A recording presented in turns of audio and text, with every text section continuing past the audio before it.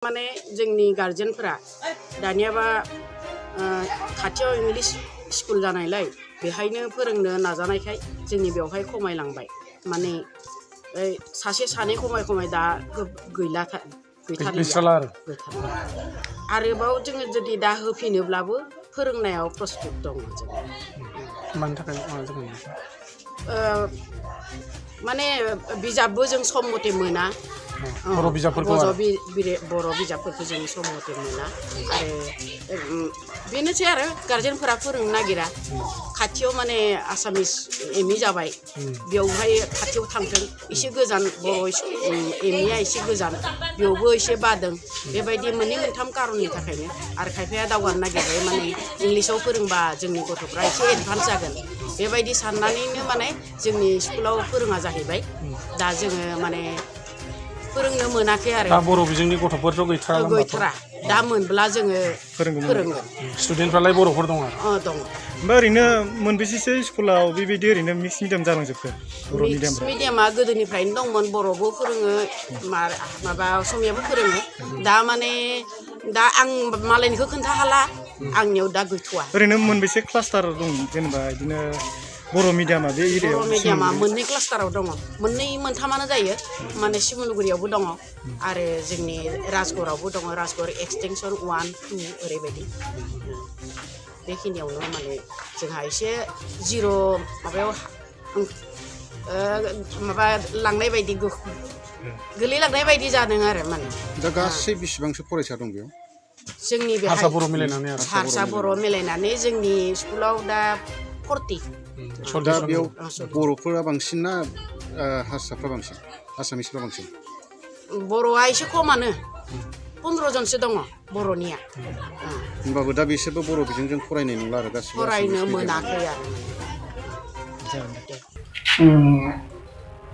गोजोननाय थाबाय नोंथांमोननिसिम दिनै बे हाबाफारिखौ लानायखाय आं बिथिंनिफ्राय आं मोनथिनायनिफ्रायबा गिबियाव बेहाय गोबां बर' फरायसुलिफोर दंमोन जेब्ला आं बेहाय फैजेनो 2011 मायथाइयाव होमबानि समनिफ्रायनो बेहाय बर' मिडियामनि खुदियाफोर गैखाया बेनि जाहोना जाबाय गामिनि जेसेबां गार्जेनफोर दङ बे गार्जेनफोरा बांसिनानो दा सान्दि माने गुबुन हारिनि बिहामजो लाबोजोबनाय जानायलाय खुदियाफोरखौ माने गावनि न'खराव रायलायनाय सरसा गैया जाहैबाय फारसेथिंजाय सरसा गैयिनि थाखाय दा खुदियाफोरखौ एसे एनै न'खराव फोरोंनो थाखाय गावनि रावजों माने फोरोंनो माने गोब्राब जाना फैबाय जिहेतु बिसोर माने गुबुन हारि आरो गुबुन रावजों रायलायग्रा बेखायनो माने खुदियाफोरखौ दा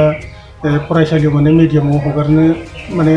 गोब्राब मोनहैबाय बिसोरो बेनि थाखायनो जोंनि बे फरायसालिफोरा जोंनि बे ओनसोलनि फरायसालिफोरा बांसिनानो बिदियावनो माने बर' मिडियामनि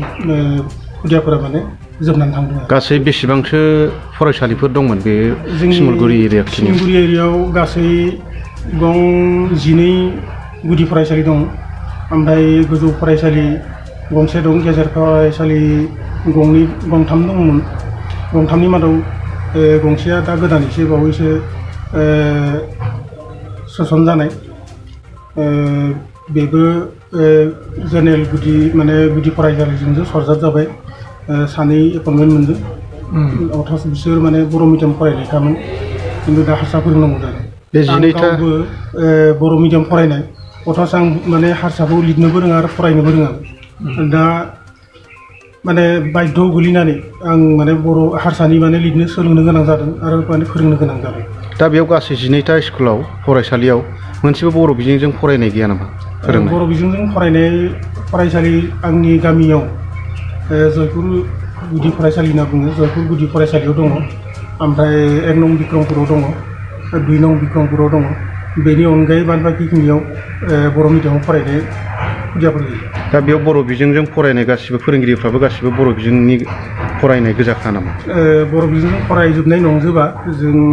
बेहाय बर' बिजों गोग्गो आदार जाग्रा सुबुंफोरनिसिम मोनसे गोजोनथाव खौरां। उदालगुरि जिल्लानि सिङाव थानाय मावरिया गामियाव मनाटिसा गावसुंथा हान्जानि सोद्रोमा हांमा ब्रह्म बिथाङा आसाम स्टेट रुरेल लाइभलिहुड मिशननि गेजेरजों खानस्रि हासार आरो गोबोर हासारजों दिहुनजानाय अर्गेनिक मैगं थाइगंनि गला बेखेवनाय जाबाय। गोग्गो मैगं थाइगं जाग्रा गोसो गुदुं बायग्रा सुबुंफोरा गाहायाव होनाय जानबुं नम्बराव जगाजग खालामनो हागोन। जानबुं नम्बरा जाबाय 8011748256। जानबुं नं 8011748256।